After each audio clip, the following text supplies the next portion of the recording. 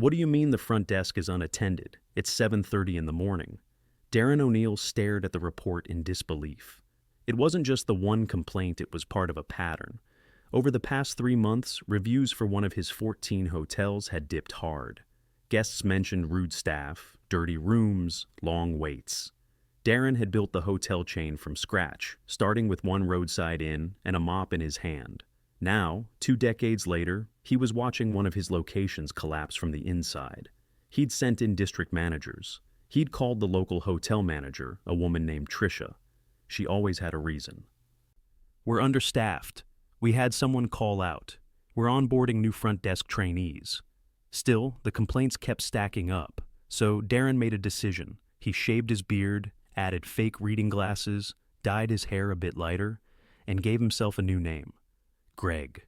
Clean cut, mid-40s, new to town, looking for an hourly job. He applied through a third-party staffing agency the company used to fill gaps in housekeeping and front desk shifts. Because of the chain's size and the third-party system, none of the employees had ever met him in person. Most knew him only by name or a frame photo in break rooms. But at this location, even the frame had been removed. He checked. He was placed as a front desk trainee on the morning shift. The hotel sat just outside a busy city. Business travelers and families passed through all week. On Darren's first day, the lobby smelled faintly of mildew. The once polished tile floors hadn't been mopped in days. A kid's juice spill sat dried under the vending machine. No one seemed to care. Tricia, the manager, barely looked up from her phone when Darren walked in. "You the new temp?" she asked without standing. "Yeah, Greg," he said, keeping his voice steady. "Reporting for front desk training." She clicked her tongue. "We'll see how long you last. Half you temps don't even show up for day 2. A short woman in her 20s with curly red hair walked over from the back room. "I'll train him," she offered. "I'm Vanessa. Don't worry. I'll get you through it." Tricia rolled her eyes and walked off. Vanessa showed Darren the check-in system, how to manage key cards, how to handle late guest requests. She was patient, sharp, and moved quickly. When the front desk printer jammed, she fixed it without blinking. When a guest came down annoyed that their towels hadn't been changed, she apologized sincerely and ran upstairs herself to handle it. "Why isn't housekeeping doing that?" Darren asked. Vanessa kept her voice low. "2 of the housekeepers quit last month. Tricia hasn't hired anyone, and she cut overtime, so we're all stuck doing double." Darren nodded slowly. "How many people are on staff?" 5, total, including Tricia. That explained everything. Later that day, a woman in a navy suit came to the counter. "My room smells like smoke," she said. "I asked for non-smoking." Vanessa checked the system. "You were booked into 214. That's supposed to be non-smoking." Tricia suddenly appeared behind them. "Some of our guests are just trash and don't follow the rules," she said loudly, grabbing the key folder from Vanessa's hand. "Don't worry, we'll send someone to spray the room." She turned to Darren. "Greg, go take a can of Febreze up there." The woman stared at Tricia. "Did you just call your guests trash?" Tricia gave a fake laugh. "I meant the ones who smoke in non-smoking rooms. Not you, obviously." The woman walked away disgusted. Darren kept his expression flat, but something twisted in his chest. He followed Vanessa to the back room.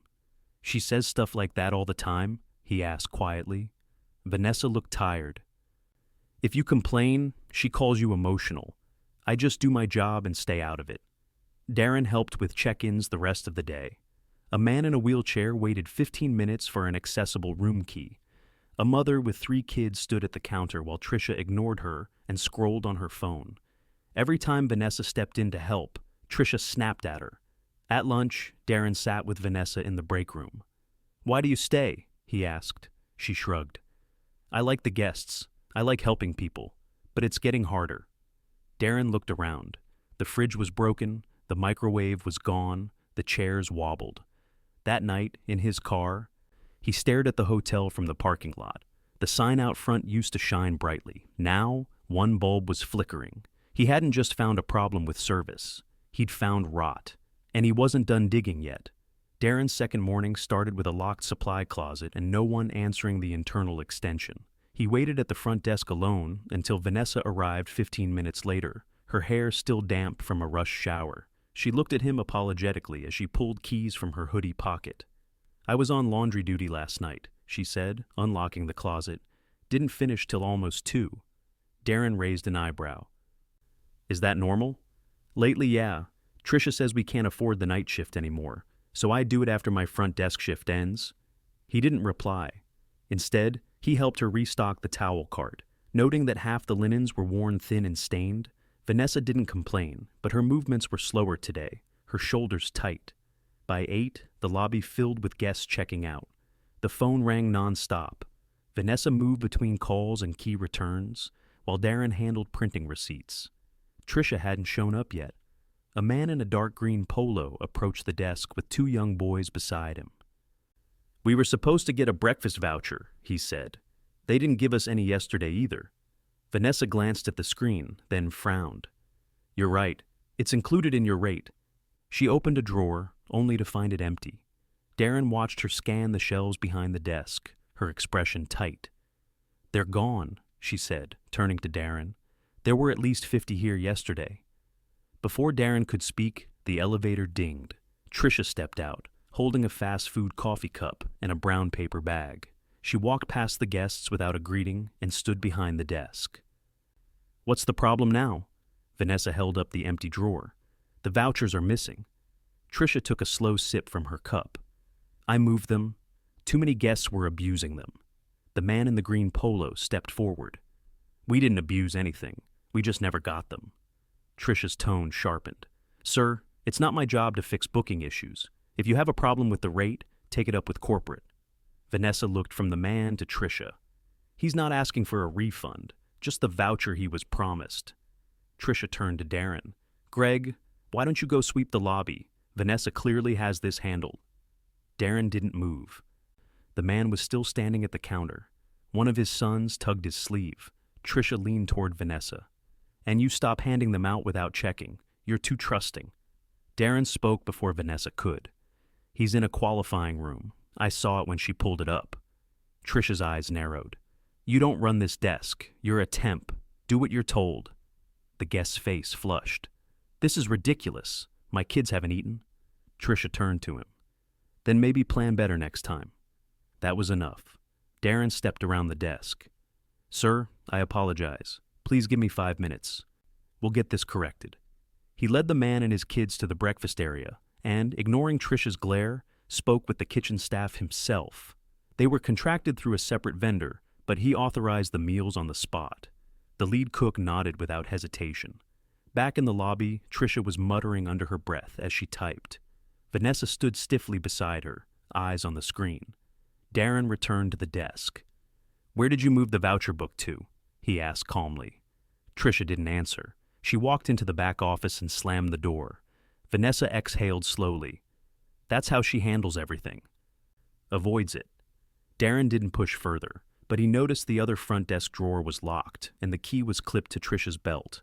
By afternoon, Darren offered to help Vanessa with the linen run. She hesitated but handed him a room list and a cart. They worked quietly, moving floor to floor. On the 3rd floor, they entered a room that was supposed to have been turned over the day before. It hadn't been touched. The sheets were bunched, trash overflowed, and someone had left half-eaten food on the desk. Vanessa looked around and sighed. "I reported this yesterday. She said she'd get to it." Darren grabbed gloves from the cart. "Let's take care of it." They stripped the bed and replaced the linens. Vanessa scrubbed the bathroom sink while Darren emptied the trash.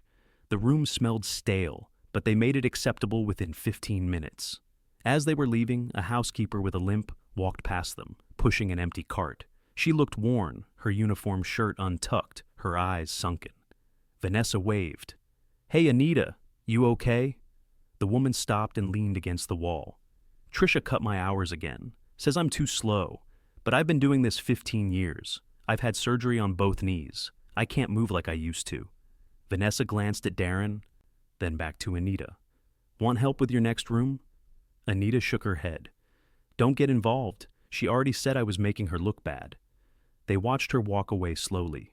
That night, Darren stayed late to help Vanessa balance the drawer. She counted each dollar carefully, cross-checking totals twice. The numbers were perfect. "She still checks behind me," she said quietly. Last week she accused me of pocketing $5. I had to show camera footage to clear it up. Darren leaned on the counter. And she just moved on? She said, "Guess it was a glitch," and walked away. He said nothing more. But the list in his head was growing. The next morning, Darren arrived early. Vanessa wasn't there yet. Tricia sat at the desk, scrolling through her phone again. The lobby was already busy. A man in his 20s with dark skin and a travel backpack approached the desk. "Hi, I'm checking in for room 320. Name's Marcus Dillard." Tricia didn't look up. "It's not ready." He blinked. "It's not even 8 yet. I'm just checking to see if—" "I said it's not ready." Darren stepped forward. "Let me take a look." Tricia ignored him. "You're early. Come back at 3. Marcus looked confused. "I was told I could leave my bag." Tricia shook her head. "We're not responsible for luggage. Try the bus depot." Darren walked around the counter. "Sir, you're welcome to leave your bag here behind the desk. I'll make sure it's safe." Marcus nodded and handed it over. "Thanks." As soon as he walked away, Tricia turned on Darren. "You don't get to override me." Darren kept his voice level. "You didn't even check the system." "I don't have to. I know what's ready and what's not." "No, you don't, because you haven't left this chair all morning." She stood up suddenly. "You think you know how to run this place better than me?" "I know how to treat people." Her face twisted. "You're done here. Leave your badge." He reached into his pocket, pulled out the clip, and set it on the counter. Then he looked her straight in the eye. "My name isn't Greg." Tricia frowned. "What?" "I'm Darren O'Neal. I own this chain." The front desk fell silent. Tricia's mouth opened, then closed. Vanessa stepped out of the side hallway, freezing when she saw the look on Darren's face. Before Tricia could speak, Darren turned to her. "You're finished here, immediately. You treat employees with contempt, you insult guests, you ignore basic operations, and you blame everyone but yourself. This isn't a debate. Security will escort you out. Now." Tricia sputtered. "You can't just— "I can, and I am." She stormed into the office. Darren picked up the desk phone and called the regional HR manager directly. Within 5 minutes, a hotel security contractor arrived. Tricia was escorted out without another word. Darren turned to Vanessa. "I need to speak with you privately. Now." She followed him into the manager's office. The space was cluttered, but Darren sat calmly at the desk. "You've held this place together," he said. "I've seen it. You've been put in impossible situations, and you've handled them with professionalism and grace." Vanessa didn't speak right away. "I didn't think anyone noticed." "I noticed, and I'm not letting you burn out." He slid a notepad across the desk. "Tell me what's broken. Everything. Staffing, supplies, processes. No sugarcoating. I'll start fixing them today." She stared at the pad, then picked up the pen. Outside the office, the lobby felt different already. The tension had lifted. It wasn't fixed, but it had started. By the time Darren returned to the hotel 2 days later, this time, as himself, word had already spread. Staff were cautious, but not cold. Vanessa greeted him in the lobby with a firm nod and a clipboard. "I've been keeping track like you asked," she said, handing it over. "There's more, but this is a start." He skimmed the notes, missed maintenance requests, rooms left uncleaned for over 72 hours, a fire alarm that had malfunctioned twice in 1 week and was still waiting on parts. He looked up. "What's the situation with housekeeping?" "Anita's the only one left. She's doing what she can, but we've had to block off 8 rooms because we physically can't turn them over." Darren gestured to the elevator. "Let's go talk to her." They found Anita on the 2nd floor, pushing a half-stocked cart with one hand and carrying a spray bottle in the other. She was moving slowly, knees wrapped in supports, sweat already dampening her collar. When she saw Darren, she paused. "Didn't expect to see you again." "I'm not here to watch anymore. I'm here to work." Anita stared at him for a second, then pointed to the next room. "You want to help? Grab gloves. Room 206 hasn't been touched since last Friday. I've been avoiding it." He followed her in. The stench hit first food left behind, something spilled and sour in the carpet. Sheets crumpled on the floor, a cracked bathroom tile, and a clogged sink. This wasn't a room in need of tidying. It needed a full reset. They worked in silence for a while. Darren stripped the bed while Anita scrubbed the toilet. When he pulled the mattress back to check for trash, he found an old room service tray wedged between the frame and the wall, the food hardened into chalk. "Why haven't these been reported to maintenance?" he asked, lifting the tray with a towel. "I do. It goes on the log, but no one's come to fix anything for weeks." "Who's our maintenance contact supposed to be?" Anita stood up slowly, wiping her forehead. "Tony, but he only comes on Wednesdays now. Says he's got 4 other properties and ours is the lowest priority because it doesn't make money." Darren said nothing. He picked up the logbook from Anita's cart and flipped through the last few pages. Sink backed up in 2:12. Window will not latch in 3:01. Mold under AC cover in 1:09. Every issue was dated. Most were over 10 days old. He returned the book and turned to Anita. "I'm calling corporate maintenance. We're clearing the backlog by the end of the week." She looked at him like she didn't quite believe it, then nodded once and returned to scrubbing. Back downstairs, Vanessa met him in the office. "We had another guest complaint. Room didn't have towels again. Because we're short on clean stock or someone didn't restock?" "Short," she replied. "Laundry's backed up. I've been doing loads between shifts, but the dryer's not working right. It takes 3 cycles to dry a full load." Darren pulled out his phone, called the regional facilities line, and requested a dryer replacement immediately. Then he turned to Vanessa. "I'm putting you in as acting manager for now. Full authority to approve supply orders and schedule changes. You'll get support from corporate, but I want you running this building like it matters again." Vanessa stared at him. "You're serious?" "Yes. You've already been doing it without the title. I'm just making it official." She didn't smile, but her posture straightened. "I'll need at least 2 people for housekeeping and 1 for front desk," she said, "and I want to bring back the night shift laundry rotation." "Approved. Get with HR and start interviews. Pull from staff at our other sites if needed."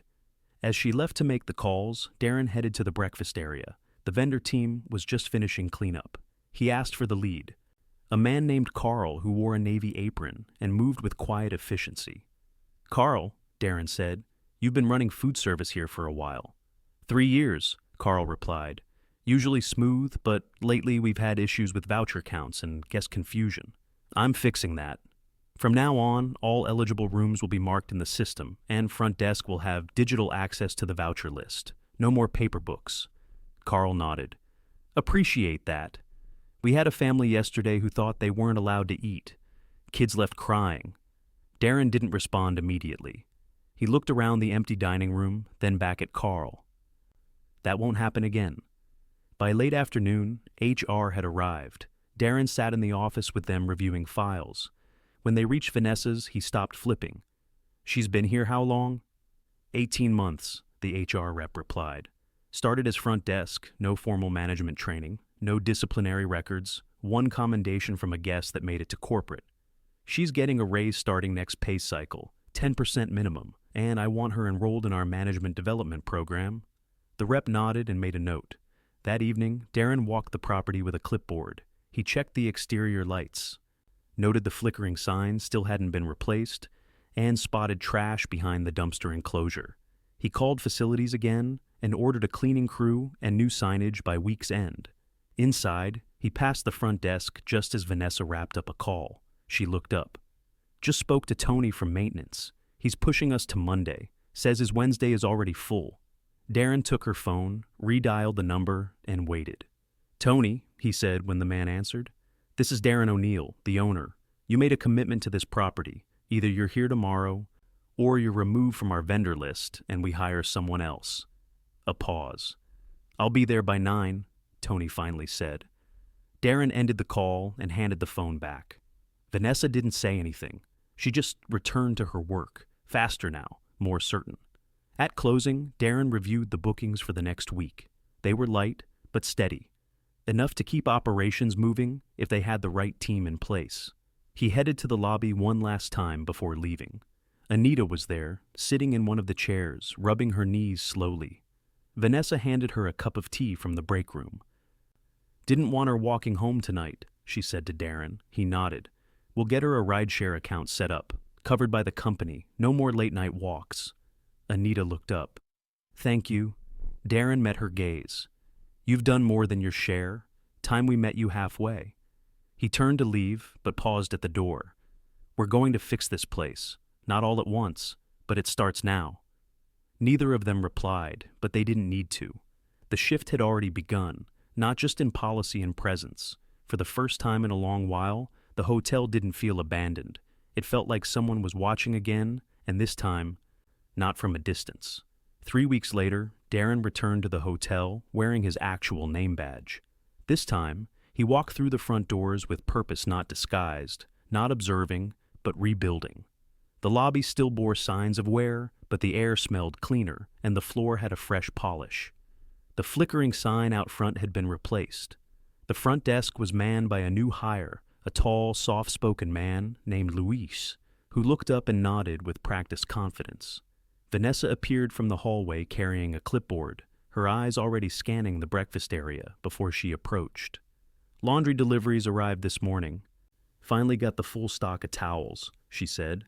"Carl's team had breakfast running 30 minutes early, and Tony replaced the broken window latches on the second floor." Darren looked around. Guests moved easily through the lobby. No backed-up lines, no tension. A woman at the coffee station laughed with her teenage daughter. A man in a suit typed on his laptop in the corner, undisturbed. "What's left on today's list?" he asked. "Still down one housekeeper. I've got interviews scheduled this afternoon. Anita's training the new girl we onboarded yesterday, but she's doing it slow, pacing herself. She should." "What about the elevators?" "Inspection cleared. We fixed the call button delay. No more skipped floors." Darren nodded once. "Let's do a full walk. I want to see the third floor." They stepped into the elevator. As the doors closed, Vanessa glanced over. "HR called me last night," she said. "They said I'm officially enrolled in the manager development track. Starts next month." "You earned it," Darren said. She didn't reply, but the quiet pride in her face said everything. On the third floor, they passed a room with a cracked door. Inside, Anita was showing the new hire how to change bed corners without straining her back. The younger woman, early 20s, hair in a tight bun, listened intently, nodding and mimicking each move. Anita looked up briefly, gave a small wave, and returned to demonstrating proper mop angles across tile. Her movements were slower than they once had been, but measured and steady. "Her name's Lacey," Vanessa said. "Local, no prior experience, but she's picking it up fast." "How's Anita handling the mentorship?" "Better than I expected. She told me yesterday training someone is a lot easier than doing it all herself."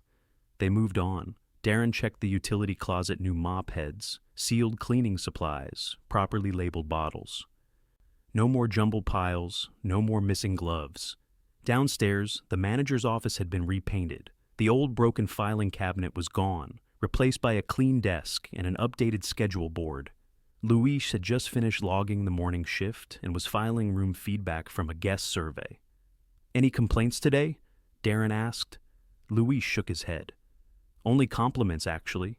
One woman said the check-in was smoother than her last flight." Vanessa laughed once. "That's a low bar." Darren leaned on the edge of the desk. "Tell me about your second week. Anything we're not seeing?" Luis hesitated a moment. "There's one thing. A man checked in last night around 10. Said his card got declined at another hotel across town. Looked exhausted. I comped the first night and set him up with a payment plan for the rest of the week." "You have authority for that." "Vanessa gave me discretion if someone's situation looked legitimate. I called her first." Darren looked at Vanessa. "And you were good with it?"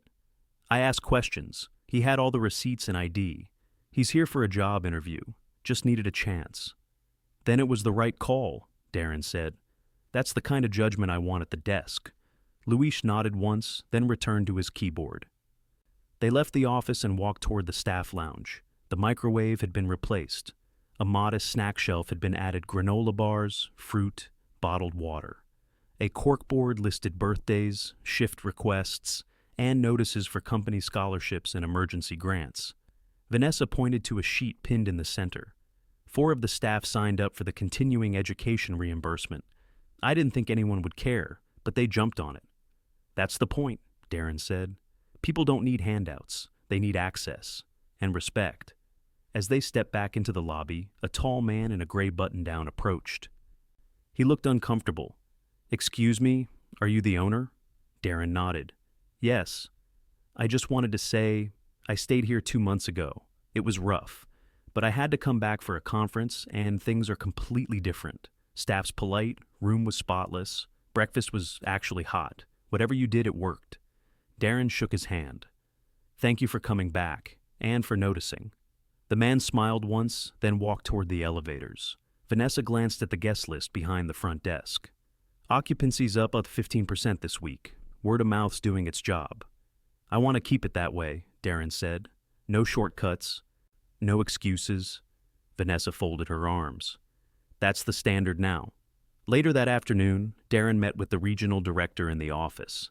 They reviewed every policy change made since Trish's dismissal. He approved the new internal audit process, set quarterly staff feedback sessions, and authorized every property manager in the region to do an unannounced floor walk at least once a week.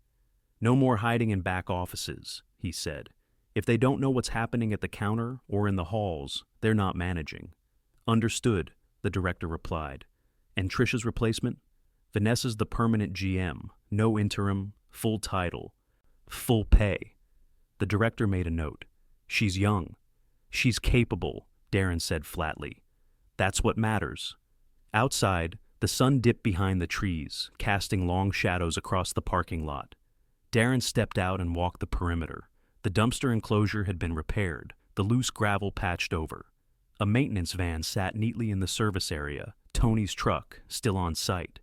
As Darren rounded the building, he spotted Vanessa standing near the back exit, talking with Lacey. The new housekeeper looked tired but content. She held a clipboard and nodded as Vanessa explained the next day's schedule. Darren didn't interrupt. He just watched. Here was the difference. Not a perfect building, not a flawless operation, but people who cared, people who were finally allowed to. He turned back toward his car, passing the newly lit sign overhead. The bulbs were even, sharp, and warm. It didn't shine because it was new. It shone because someone made it matter again.